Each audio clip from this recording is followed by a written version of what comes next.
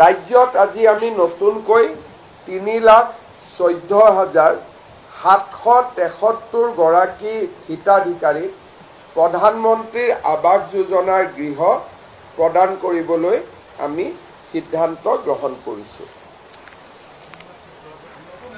নতুনকৈ 3,14,773 বাকি আমাৰ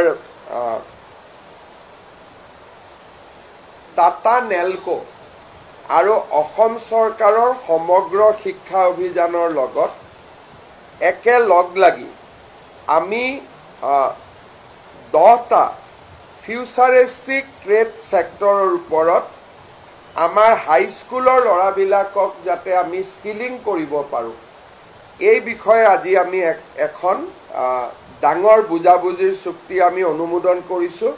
শিক্ষামন্ত্ৰীয়ে এই বিষয়ে আপোনালোকক সুকীয়াকৈ এখন সাংবাদিক মেল পাতি আপোনালোকক তেওঁ অৱগত কৰিব।